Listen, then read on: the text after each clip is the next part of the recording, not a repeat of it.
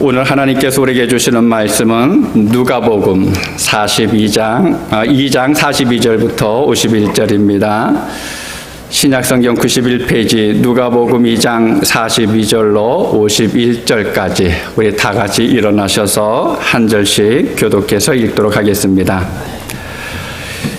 예수께서 12살 되었을 때에 그들이 이 절기의 관례를 따라 올라갔다가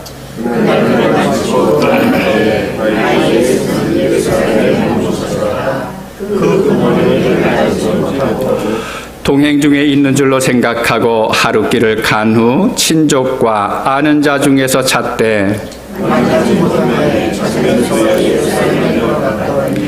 사흘 후에 성전에서 만난즉 그가 선생들 중에 앉으사 그들에게 듣기도 하며 묻기도 하시니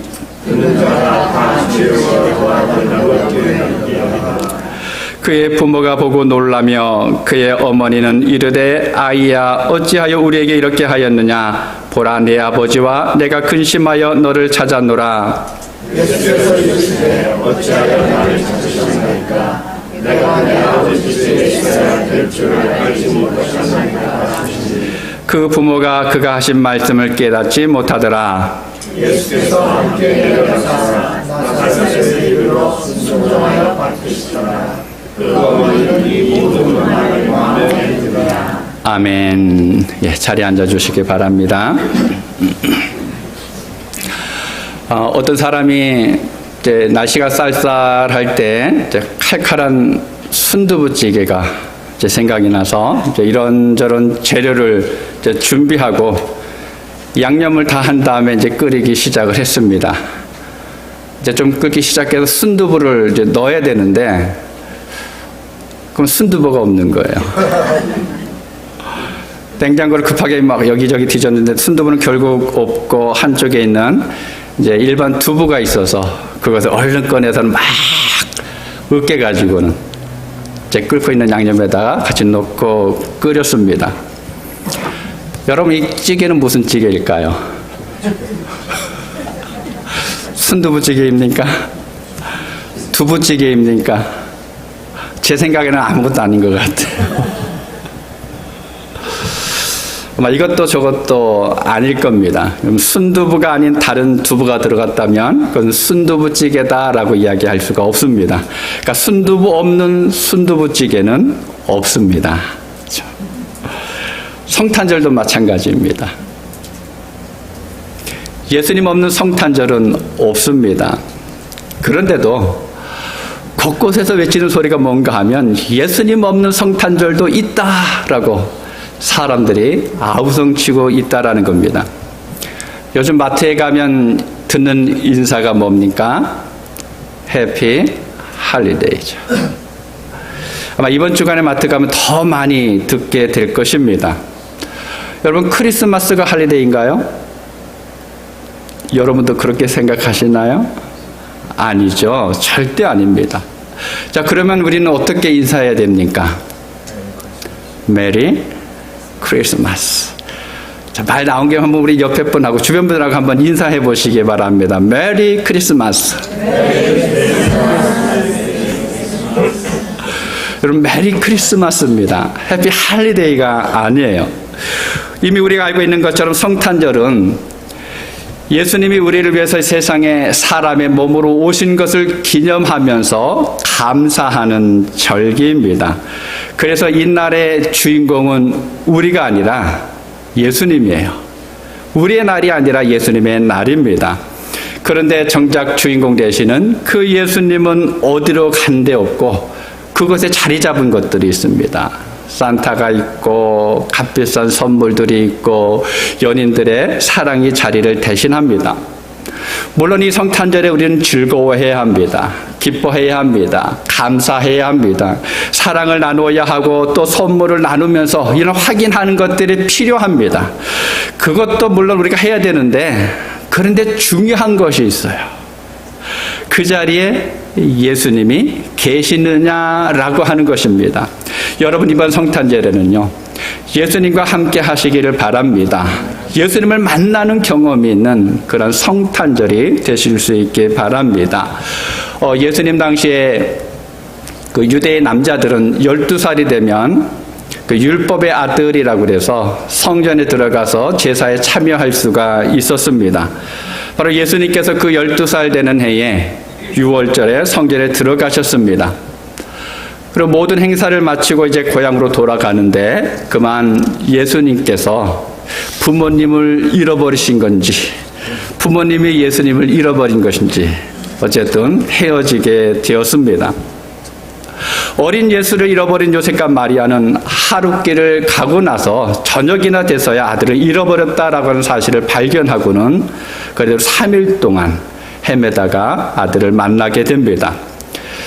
여러분 혹시 자녀들을 잠시 잃어버린 경험이 있으신가요? 그런 경험 있으십니까? 저도 한 번 있었습니다. 그것도 한 5분 정도. 한 20년이 넘었으니까 건이가 4살쯤 됐을 때쯤입니다. 이제 마트에 가서 물건을 사고 계산하느라고 이제 카트에 있던 짐을 올려야 되죠. 올리고 계산하고 또 내렸는데 그 다음에 보니까 아들이 없는 겁니다. 순간 눈이 캄캄해지죠. 막 주변을 헤매다가 바로 옆에 있는 장난감 코너에 가서 아이가 있더라고요. 여러분 짧은 시간이었지만 마음이 철렁했습니다. 3일 동안 이 시간 동안 이 부모들이 얼마나 힘들었을까요? 그 많은 사람들을 그 사이사이를 해줄거 다니면서 어디에 있을까 막 찾으면서 얼마나 당황하고 또 노심초사했겠습니까? 여러분 그 마음이 얼마나 애타는 시간이었겠습니까? 밤에는 잠이 잘 수 있었을까요? 끼니 때가 되면 음식이 넘어갔을까요? 예수를 잃어버린 사람들의 모습이 바로 그렇다라는 것입니다. 요셉과 마리아는 아들 예수가 그들 곁에 없는데도 자기들 중에 동행하는 줄로 생각하고 있었습니다. 눈에는 보이진 않지만 아무런 소리는 들리지 않지만 어딘가에는 있겠거니 했다라는 것입니다. 그런데 가만히 보면 이 땅에 예수님을 잃어버리고 살아가는 사람들이 너무나 많이 있습니다. 아니 잃어버렸다라고 하는 사실조차도 깨닫지 못하고 살아가는 사람들이 있다라는 거예요. 세상에는 하나님을 잃어버렸는데도 불구하고 하나님을 잃어버렸는지조차도 모르고 살아가고 있는 사람들이 있습니다. 그들은 자신이 어디에서 왔는지 또 어디로 가고 있는지 무엇을 행하고 있는지 삶의 목적이 무엇인지 아무것도 모른 채 하루하루 살아가고 있습니다. 방황하는 삶을 살아가고 있다라는 것입니다. 여러분 한번 진지하게 생각해 보시기 바랍니다. 여러분의 삶 가운데 예수님께서 계시나요? 하루하루 살아가는 그 삶 가운데서 예수님이 여러분과 동행하고 계십니까? 지금 많은 이들이 교회 다니는 성도라고 하면서도 예수님을 잃어버린 채 살아가고 있는 사람들이 점점 더 많아져 가고 있습니다. 우리는 정신을 바짝 차려야 합니다.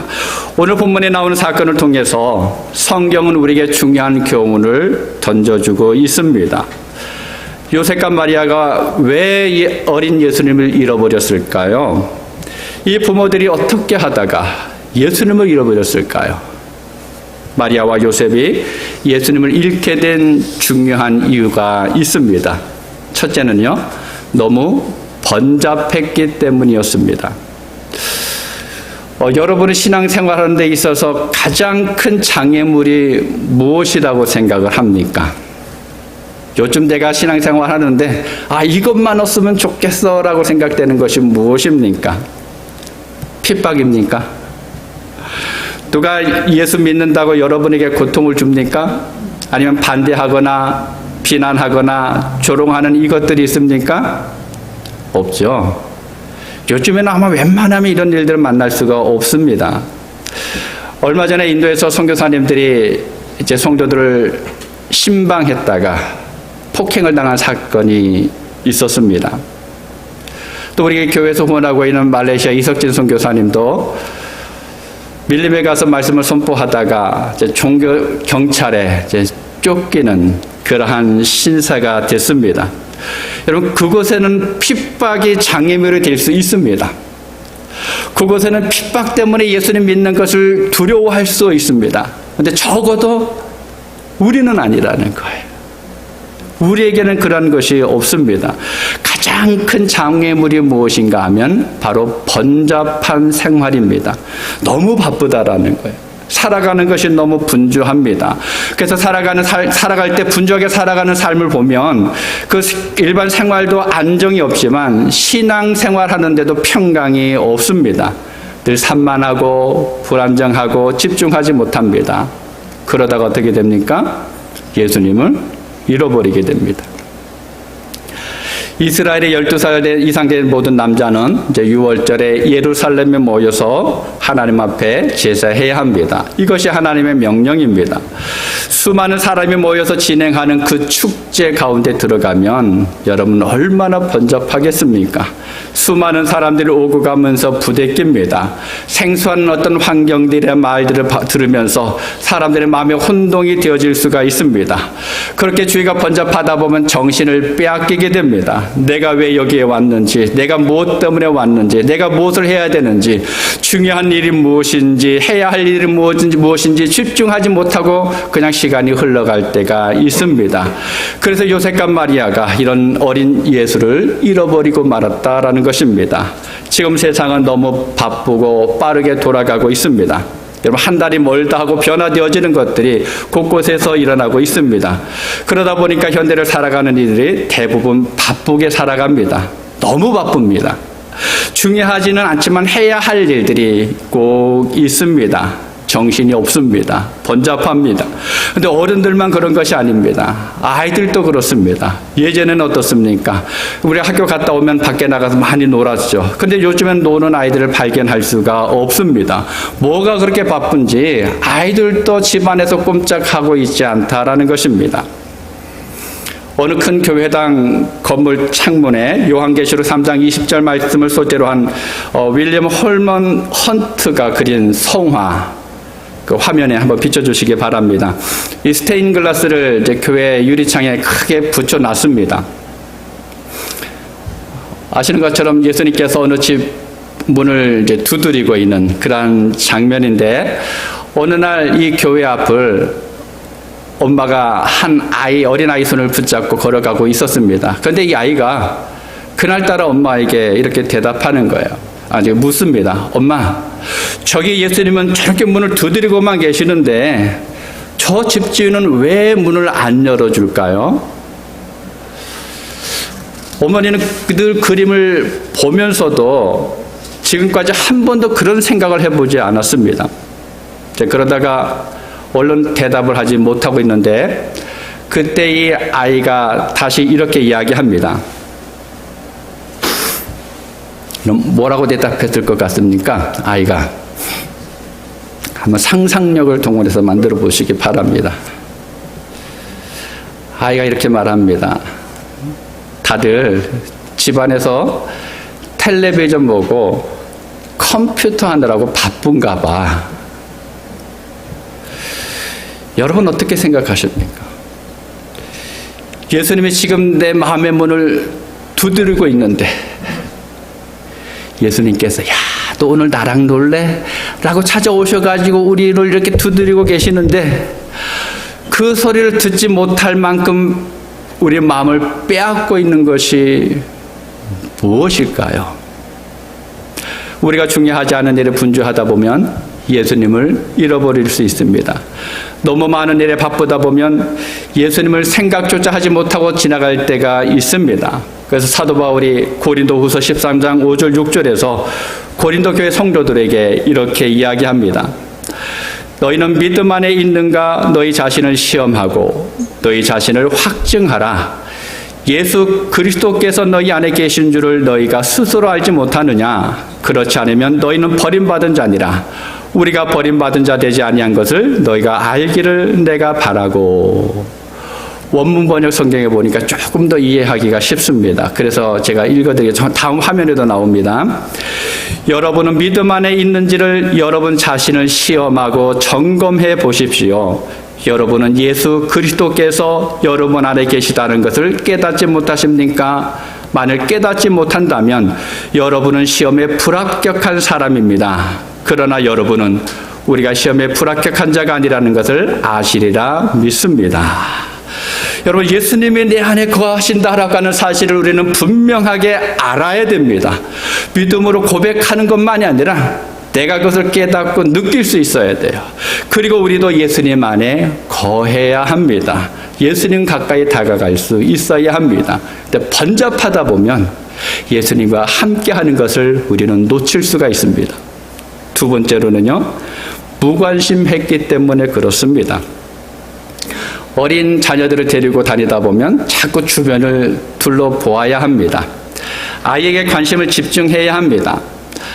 아이에게 관심을 집중하지 않으면 잃어버리기 쉽습니다. 운동하다가 이제 걸으면서 가끔 보면 눈에 띄는 그 종이에 벽에 붙여져 있는 종이가 있습니다. 대부분이 잃어버린 강아지 찾는 거죠. 이런 특징이 따라가면서 이제 강아지를 찾는 종이들이 붙여 있습니다. 그런데 1년에 한두 번씩 아이 얼굴을 붙여놓고 이 아이를 잃어버렸다라고 하면서 아이를 찾는 광고를 볼 때도 있습니다. 이런 부모들이 아이들에게 관심을 두지 않으면 뜻하지 않은 사건이 일어날 때가 간혹 있습니다. 지금까지 여러 교회에 있으면서 뜻하지 않은 엄청난 일을 겪은 가정들을 이제 종종 만났습니다. 그렇다고 부모들이 부주의한 게 아니에요. 어느 누구보다 더 소중하게 다루었고 관심을 가졌고 최선을 다해서 아이들을 살폈습니다. 그런데도 어느 순간에 뜻하지 않은 일이 발생할 때가 있다라는 거예요. 그런데 예수님의 부모인 요셉과 마리아는 어떻게 하고 있습니까? 따라오는 어린 예수에게는 관심이 없습니다. 뒤에 따라오겠거니 하고 막연하게 생각하면서 그냥 가고 있다라는 거예요.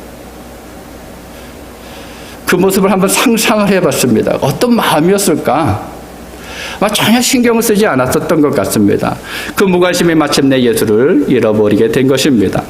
여러분, 우리가 신앙생활 잘 하려면 가장 중요한 것이 예수님께 관심을 가지는 거예요. 내가 예수님을 얼마나 잘 아느냐, 말씀 얼마나 많이 아느냐, 이것도 중요하지만 내 마음이 얼마만큼 관심을 가지고 있느냐라고 하는 것이 중요합니다. 내 마음속에 예수님을 모시고 살아가는 것입니다. 정말 내가 그 예수님을 신경 쓰면서 살아가고 있을까? 내가 예수님을 바라보면서 살아가고 있을까? 늘 점검해야 합니다. 그리고 예배를 잘 드리는 것입니다. 그러면서 내가 예수님의 말씀을 얼마나 지키고 있는지 내 자신을 살펴볼 수 있어야 합니다. 그래야 예수님을 잃어버리지 않습니다. 아니, 예수님은 항상 우리와 함께 계실 것입니다. 내가 싫다 그래도 예수님은 아니야, 너 사랑해 라고 하면서 우리 곁에 다가오실 것입니다. 그런데 내가 주님을 향한 마음의 문이 닫혀버린다 그래요. 그 마음의 문을 닫아버린다 그러면, 내가 주님을 바라보고 있는 그 눈을 돌려서 다른 데를 바라본다 그러면 여러분 어떻게 됩니까? 나는 주님을 잃어버리게 되는 것입니다. 여러분, 한 달만 예배에 참석하지 않으면 예수님에 대한 관심이 희미해집니다. 1년 동안만 신앙생활을 중단한다 그러면 처음에는 찔리겠죠. 내가 이렇게 교회 안 가도 될까? 하다가 나중에는 어떻게 됩니까? 예수님에 대해서 무관심해지게 됩니다. 그러다가 예수님을 잃어버린 것이 너무나 쉽습니다. 언젠가 미국에서 한 청년이 간호사 6명을 총으로 쏴서 죽인 사건이 있었습니다. 나중에 범인에게 왜 그랬느냐고 물어봤습니다. 간호사들만 골라서 그렇게 한 이유를 물어봤는데 이 범인이 이렇게 말합니다. 신문에 내 얼굴과 이름을 한번 내고 싶어서 그랬다라고 대답을 했습니다. 여러분, 무엇을 말하는 것입니까? 많은 사람들에게 관심을 받고 싶다라는 겁니다. 이 청년은 관심을 받지 못했기 때문에 그렇게 해서라도 관심을 받고 싶어하는 마음이 있었습니다. 여러분, 무관심은 미움보다 더 잔인한 것입니다. 사랑의 반대말이 무엇인지 아십니까? 미움인가요? 아닙니다. 사랑의 반대는 미움이 아니라 무관심입니다. 사람이 사람을 미워하는 것은 아직도 사랑의 불씨가 있기 때문이다라고 이야기합니다. 사랑의 부정적인 표현이 미움이라는 것입니다. 그런데 무관심은 그나마 그 사랑의 불씨조차도 없는 상태를 말합니다. 아예 마음이 없는 것입니다. 이것이 가장 큰 형벌이고 저주입니다. 여러분, 무신론자는 누구일까요? 무신론자는 누굽니까? 하나님께 전혀 관심이 없는 사람입니다. 그런데 사람이 세상에서 모든 것을 얻고도 예수님을 잃어버린다 그러면 어떻게 될까요? 예수님께서 뭐라고 말씀하셨습니까? 천하를 얻고도 생명을 잃어버리면 아무 소용이 없다라고 말씀을 하셨습니다. 여러분, 요셉과 마리아 한번 생각해 보시기 바랍니다. 그들이 무사히 고향에 도착했습니다. 근데 와서 보니까 아들이 없습니다. 여러분, 고향이 그럼 무슨 소용이 있겠습니까? 그곳에서 행복이 있었을까요? 기쁨이 있을 수 있을까요? 아닙니다. 예수를 잃으면 모든 것을 잃어버리게 되는 것입니다. 우리는 이것을 분명히 알아야 합니다. 오늘 보면 44절에 보면 동행 중에 있는 줄로 생각하고 하루길을 갔다라고 이야기하고 있습니다. 그러나 사실은 동행 중에 예수님은 없었습니다. 아예 처음부터 출발조차도 하지 않고 계셨다라는 겁니다. 아마 마리아는 예수가 요셉과 함께 있겠지, 아버지 요셉 곁에 있겠지, 다른 사람들 가운데 있겠지라고 생각했을 것입니다. 또한 요셉은 반대로 엄마 마리아와 함께 가겠지, 아니면 친구들과 가겠지. 저렇게 아이들이 시끌벅적한데 그 사이에 있겠지, 저 앞에 가고 있겠지, 아니면 저 뒤에 오고 있겠지. 아마 이렇게 생각하고 있었을지도 모르겠습니다. 하지만 예수님은 그들 중에 계시지 않았습니다. 그들은 예수님을 잃어버린 것조차도 알지 못하고 있었다라는 것입니다. 그들은 하루가 지난 후에야 예수님이 없다라고 하는 것을 알았습니다. 그래서 그들은 예수님을 찾기 위해서 왔던 길을 되돌아가야만 했습니다. 그것도 사흘이나 걸려서 돌아갔습니다. 무관심의 결과였습니다. 마지막 세 번째로는요, 잡담에 몰두하다가 잃어버렸습니다.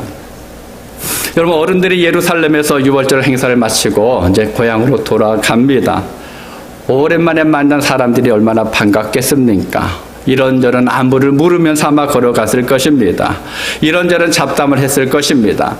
그동안 겪었던 일들을 이야기하면서 나는 이런 일이 있었다고, 넌 어떻게 지냈니? 라고 하면서 시간을 보냈을 것입니다. 근처에 어린 예수가 따라오고 있겠지, 그렇게만 생각하면서 자기들끼리 잡담하는 데만 여념이 없었다라는 것입니다. 눈에 보이진 않지만, 귀에 들리진 않지만 어딘가에 있을 것이다 라고 생각을 한 것입니다. 그러다가 어린 예수를 잃어버렸습니다. 여러분, 세상에 너무 집착해서 살다 보면 이렇게 예수를 잃어버리기 쉽습니다. 요즘 이 땅에 잡다한 일에 너무 집착해서 살아가는 사람들이 많이 있습니다. 가장 가까이 있는 가족조차 눈에 들어오지 않는데, 근데 가장 밖에만 나가면 눈에 들어오는 것이 왜 그렇게 많은지, 거기에 정신을 빼앗기고 살아가는 사람들이 간혹 있다라는 것입니다. 낚시를 너무 좋아하는 목사님이 계셨습니다. 그분이 낚시를 얼마나 좋아하는지 이제 취미 이상이에요. 거의 전문가 수준입니다. 수요일 저녁이 됐습니다. 이 목사님이 밤낚시를 하려고 이제 도구를 챙겨서 가방에 메고 집 밖을 나와서 내려옵니다.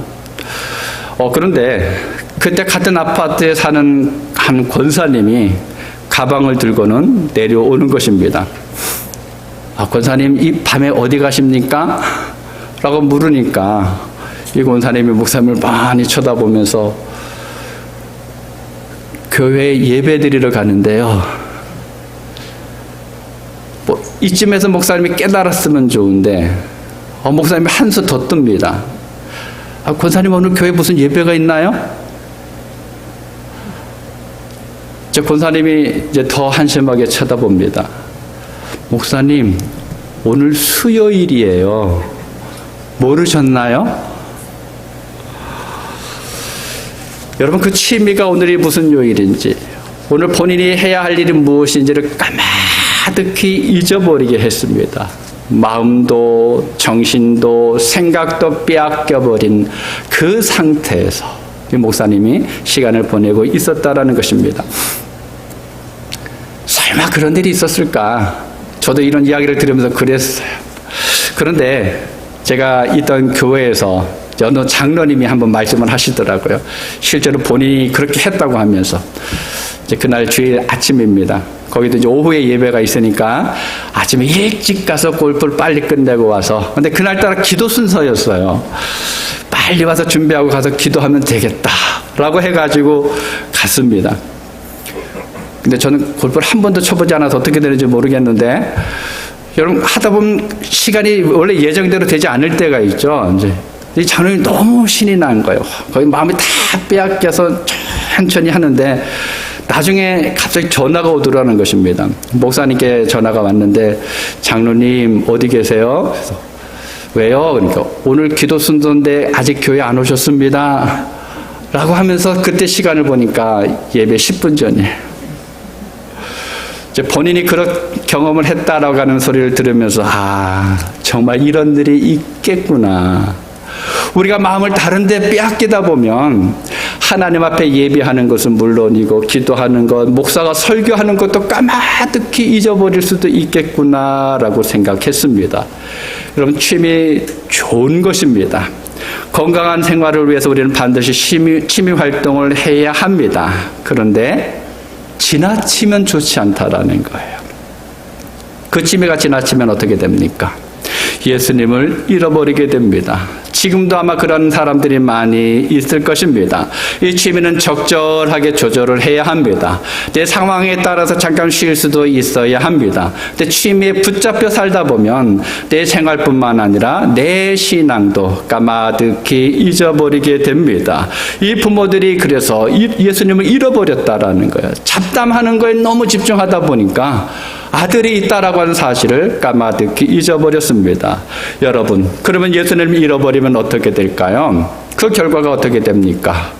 먼저는 지금까지 걸어왔었던 그 길이, 그 시간이 헛된 시간이 되고 만다라는 것입니다.